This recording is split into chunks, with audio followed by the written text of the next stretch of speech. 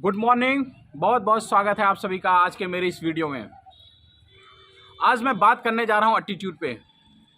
ज़िंदगी में कितने भी चेंजेस क्यों ना हो, लाइफ में कितने भी बदलाव क्यों ना हो, ज़िंदगी में कितनी भी तकलीफ़ और समस्याएं क्यों ना हो, ज़िंदगी में कुछ भी हो जाए, एक चीज़ मेरी बात ज़िंदगी में ध्यान रखना, अपने एटीट्यूड से समझौता कभी मत करना।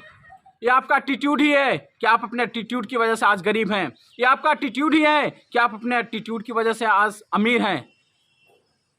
एटीट्यूड, आप जैसा अपनी ज़िंदगी में एटीट्यूड रखते हैं, जैसा अपने आप के बारे में सोचते हैं, वही आपकी पर्सनालिटी, वही आपकी ज़िंदगी में रिफ्लेक्शन आता है, वही रिफ्लेक्ट करता है। मैं आपसे एक सवाल पूछता हूँ, एक क्वेश्चन मैं आपसे पूछता हूँ, जंगल का सबसे बड़ा जानवर साइज वाइज कौन सा होता है? जंगल में साइज के हिसाब से सबसे बड़ा जानवर कौन सा होता है? शायद एलिफेंट, हाथी। सबसे टॉल, सबसे ऊंचा जानवर कौन सा होता है? शायद जिराफ, आई थिंक। सबसे चालाक कौन सा जानवर होता है? सबसे क्लेवर, फॉक्स, लोमड़ी। सबसे तेज कौन सा जानवर भाग सकता है? चीता। लेकिन शेर के अंदर इसमें से कोई भी क्वालिटी नहीं होती है। शेर ना तो जंगल का सबसे बड़ा जानवर है, ना सबसे क्लेवर है, ना सबसे तेज भाग सकता है, ना सबसे अच्छा तैराक है। लेकिन फिर भी मैं आपसे ये पूछता हूँ कि शेर जंगल का राजा कैसे हुआ? Why he is king? वो शेर राजा क्यों है? क्योंकि उसको लगता है कि वो राजा है। ये उसका बिलीफ सिस्टम है, ये उसका एटीट्यूड है कि उसको लगता है कि मैं राजा हूं तो मैं राजा हूं। आपको एक चीज जानकर हैरानी होगी कि जंगल में हिरन की स्पीड, हिरन की जो दौड़ने की गति होती है वो लगभग 70 से 80 किलोमीटर पर घंटे की स्पीड होती है। शेर उससे बहुत धीरे दौड़ता है। लेकिन जंगल में जैसे ही दोनों का आमना सामना होता है, शेर ने देखा हिरन को, हिरन ने देखा शेर को, दोनों को दिमाग में क्या चलने लगता है? दोनों के दिमाग में क्या चलने लगता है? शेर को लगता है मेरा लंच, मेरा ब्रेकफास्ट, मेरा नाश्ता खड़ा है। हिरन को उसी समय हिरन को क्या लगने लगता है? ही इज ईटर, शिकारी आ गया, अब मुझे खाएगा। ये उनका बिलीफ सिस्टम ही है साहब, ये उनका बिलीफ सिस्टम ही है। शेर जब हिरन के पीछे दौड़ता है, अगर हिरन पीछे मुड़ के ना देखे तो शेर की माँ ने दूध नहीं इतना पिला रखा है कि शेर हिरन से तेज दौड़े और हिरन को पा जाए। लेकिन हिरन को बार बार लगता है कि अब ये मुझे मार देगा, मैं मर जाऊंगा, क्योंकि मैं इससे तेज नहीं दौड़ सकता। वो बार बार पीछे मुड़ मुड़ के देखता है और यही उसका बार बार पीछे मुड़ के देखना उसकी जिंदगी के लिए खतरनाक साबित होता है। शिकार हो जाता है शेर का वो। एक घटना बताता हूं आपको। एक बार हिटलर की फौज लड़ने के लिए गई। हिटलर की फौज को चारों तरफ से घेर लिया गया। सेनापति दौड़े दौड़े आता है हिटलर के पास। सेनापति आता है, कहता साहब अब आज तो जिंदगी में हो गया जो आज तक कभी हुआ नहीं था। आज तक हमने जितने युद्ध लड़े सब जीतते चले आए। अब हम अपनी मंजिल की तरफ बढ़ ही रहे थे, अब हम अपनी मंजिल के करीब ही थे, लेकिन ये ऐसा वाकया हो गया है, हम चारों तरफ से घेर लिए गए हैं, अब हमारे पास बचने का कोई रास्ता नहीं है। आज हम मार दिए जाएंगे और आज का युद्ध ये हम निश्चित तौर पर हार जाएंगे।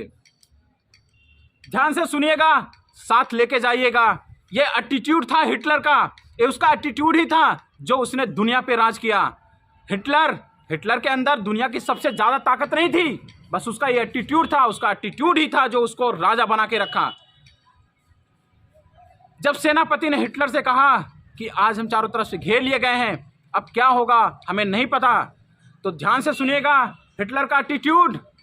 हिटलर कहता है कि जो आज तक नहीं हुआ वो आज हुआ है, इसका मतलब अब आज वो होगा जो आज तक नहीं हुआ है। अब आज हम ऐसा युद्ध लड़ेंगे, ऐसा इतिहास लिखेंगे कि दुनिया सलाम ठोकेगी, युगों युगों तक दुनिया के इतिहास के पन्ने में अब हमारा नाम दर्ज होगा।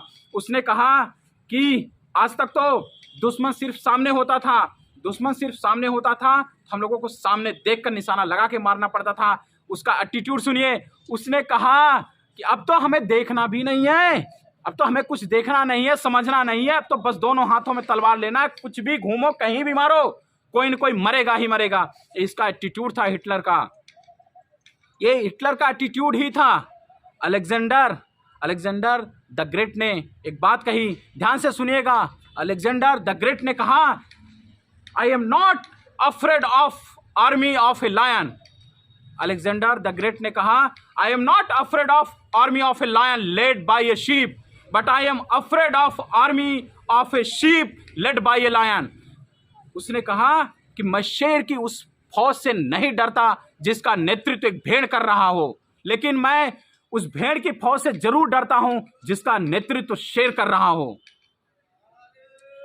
मैं भेड़ की फौज से डरना पसंद करूंगा जिसका नेतृत्व शेर कर रहा हो, लेकिन मैं शेर की उस फौज से नहीं डरता जिसका नेतृत्व एक भेड़ कर रहा हो, क्योंकि लीडरशिप ही वो क्वालिटी है जो एक इंसान को राजा बना के रख देती है। आप भी अपने गिरहबान में, आप भी अपनी ज़िंदगी में झांक कर देखिए कि आपके अंदर वो लीडरशिप क्वालिटी है कि नहीं, आपके अंदर वो एटीट्यूड है कि नहीं।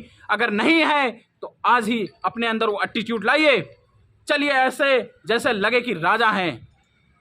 अमीरों की तरह सोच बनाइए, गरीबों की तरह नहीं। आज आपको एक चीज़ पता है, दुनिया के ज़्यादातर लोग गरीबी में अपना ज़िंदगी जीते हैं, और उसके पीछे कारण यही है क्योंकि उनकी सोच ही गरीबों वाली है। उनके अंदर एटीट्यूड ही नहीं है, उनके अंदर एटीट्यूड ही नहीं है। उनको लगता है कि जो जैसा जहाँ पे है ज़िंदगी वो सही है। यह एटीट्यूड ही है, ये बिलीफ सिस्टम ही है कि जंगल में जब भैंसे और शेर का आमना सामना होता है तो ध्यान दीजिएगा, कभी आपको ये चीज़ पता है कि नहीं, भैंसे के अंदर शेर से कम 10 से 12 गुना ज़्यादा ताकत होती है। अगर भैंसा अपने आप पे आ जाए, आपने कभी कभी देखा होगा, कभी कभी भैंसे को अपनी ताकत का एहसास होता है। जब शेर को मारना शुरू करता है तो जो सींग होती है ना, सींग में पकड़ के उठा के ऐसे फेंकता है जैसे फुटबॉल।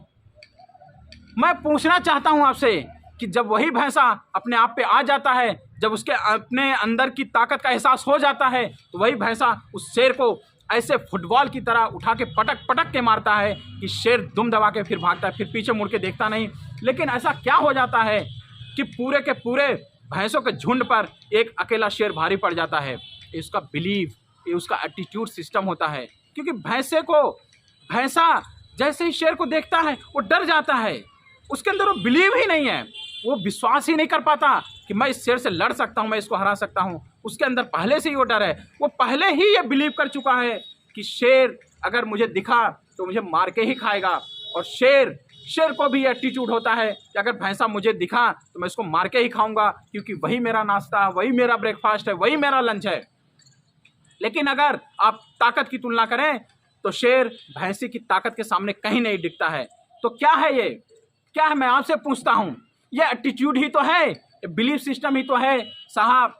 एटीट्यूड और बिलीव ये ऐसी चीज़ें हैं, अगर आप अपने अंदर कुछ भी बिलीव कर लिए, जो कुछ भी आपको अपनी ज़िंदगी में चाहिए, जो कुछ भी आपको अपनी ज़िंदगी में चाहिए, बशर्ते द थिंग इज, समस्या यह है कि आप उसको बिलीव कर पाते हैं कि नहीं।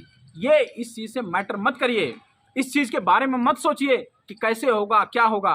वो that is the job of the God, that is the job of universe. वो ब्रह्मांड, वो सृष्टि की सिरदर्दी है, वो आपको कैसे देता है।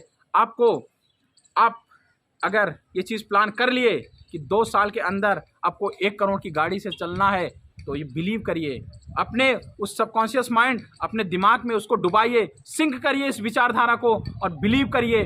मैं आपको गारंटी देता हूँ, मैं आपको लिख के दे सकता हूँ ये चीज़, अगर डीपली आपने बिलीव कर लिया तो यूनिवर्स, सृष्टि ऑटोमेटिकली अपने आप इस तरह के खेल रचती है, वो चीज़ आपको हासिल हो जाती है। Only and only the thing is you got to believe in yourself. आपको अपने आप में विश्वास करना है। बट प्रॉब्लम यही है कि एक आम आदमी, एक मीडियोकर टाइप का इंसान, एक गरीब आदमी को अपने आप पे विश्वास ही तो नहीं है, विश्वास ही तो नहीं है। इसी वजह से तो आज वो गरीब है।